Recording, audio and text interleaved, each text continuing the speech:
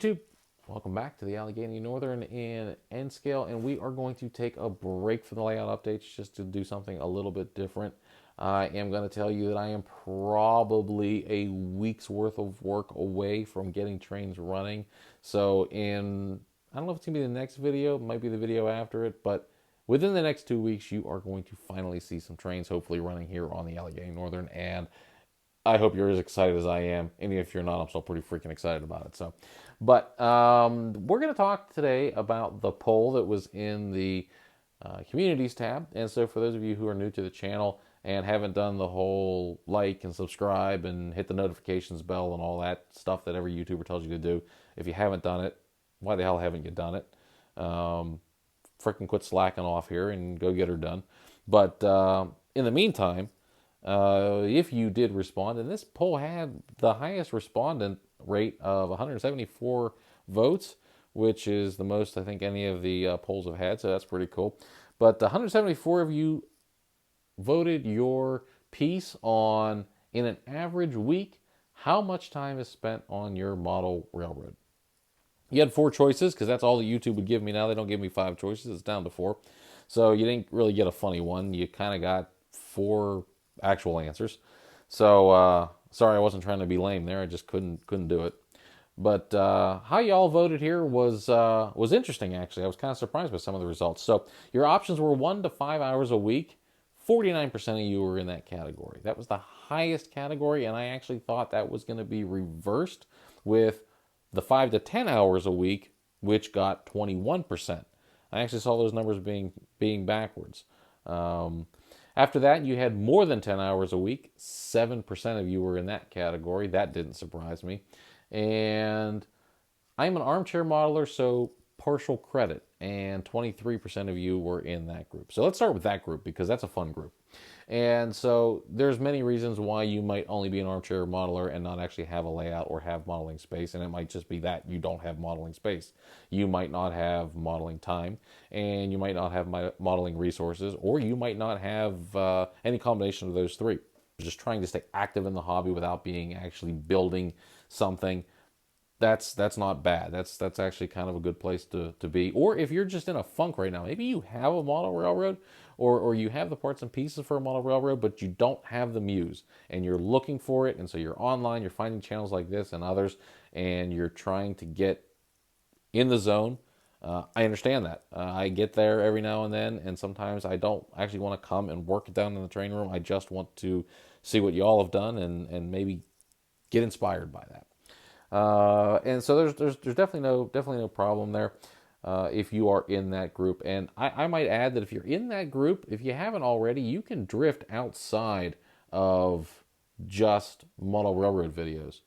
Tips and techniques that you can learn from miniature painters, the guys that do the wargaming stuff. Those painters have some really cool skills. Most of it is translatable to model railroading, so absolutely go take a look at that. There's people that build sculptures and all kinds of other things that they paint and they put in dioramas, and if you can find that kind of stuff on YouTube, you are going to learn a lot from them.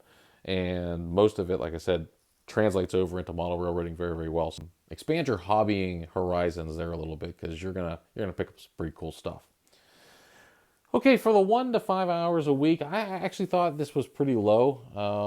That's not a whole lot of modeling time when you think about how long it takes to customize a locomotive, to weather a piece of rolling stock, to build an actual building kit, or to do some scenery. There's hours and hours and hours and hours that go into that.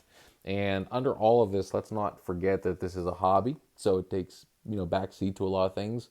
And beyond that, it's a hobby that doesn't have a schedule. So unless you're getting ready for a train show or getting ready for an open house, you don't really need to rush. There's nobody putting a time schedule on you except probably you. So don't get into that feeling that I've got to get this done by a certain time, because that'll stifle you a little bit and you'll rush and then you won't enjoy it. And then if you're not enjoying your hobby, then why are you doing the hobby?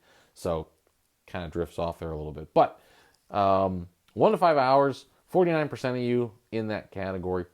5 to 10 hours is where I thought most people would end up, just because, you know, that's an hour or so, hour or two during the week somewhere. You know, then maybe a couple of hours on a weekend.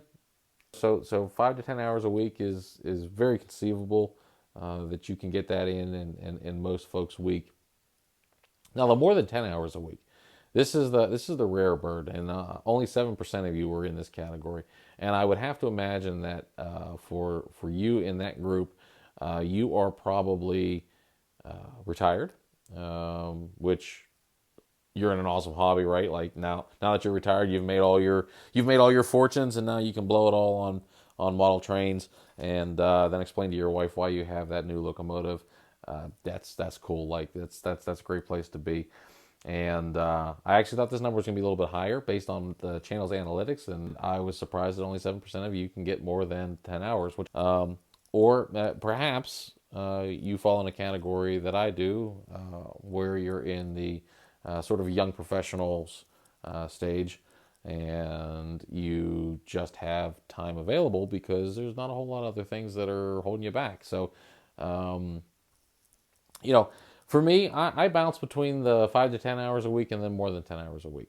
And so for those of you who have commented saying, boy, you're really getting a lot done, you're making a lot of progress, there were some weekends in the past couple of months where I was, you know, 4 to 6 hours on a Saturday and 4 to 6 hours on a Sunday. So I, you know, on an average weekend, I was putting in between 8 and 12, 8 and 16 hours of modeling time, cutting bench work and doing wiring and just really going balls to the walls on this thing. I'm usually in the 5 to 10 range, and that was an exception to the rule. So, you know, for those of you who are in those various groups, out of 174 people, you know, now you kind of have an idea of where things are at. Now, a couple of you said that the amount of time varies based on the season, and that comment is spot on. For those of us who are doing the 4 seasons right now, well, at least where I'm at, we have changed from fall into fall/winter. We've been in the the high 20s and 30s overnight, and 40s and 50s during the day, and it's been kind of raining, and just it's that winter bullshit that everybody hates. I want to model, but everybody hates, and it sucks to be out, and it's getting dark earlier and staying dark longer in the morning, and you know, it's winter. We're going into winter. It's mid-November already. So yes, now is the time where more modeling will happen because it's too gross to be outside doing anything else. So I will be in the house modeling for sure because it's nasty outside and I don't want to be out there.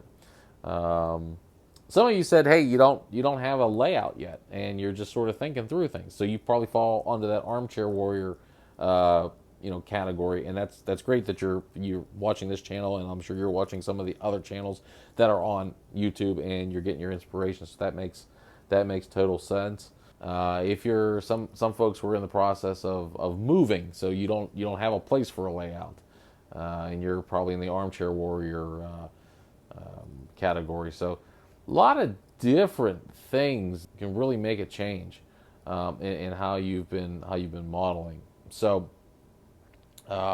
that's how it is. My only word of caution on this, and that is, if you're somebody who doesn't have a lot of time available, you've got to steal minutes when you can.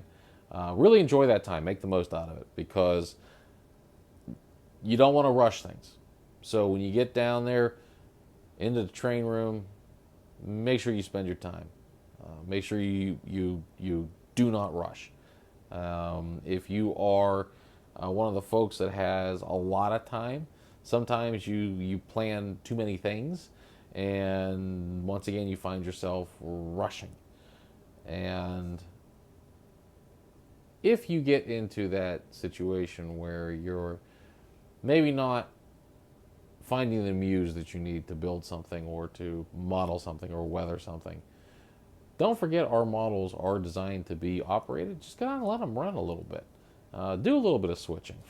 But get down there and just have some fun with it. So whether you're modeling just online right now, just digitally, just playing with some free track software, seeing what you can fit into what kind of space, or whether you're spending as much time as you possibly can in the train room, just make sure you're having fun doing it. That's one of the key things. And if it becomes a second job to you and loses all of its enjoyment, then you need to stop and reprioritize. So whichever category you fell in on this video, just make sure that you don't lose sight of having fun.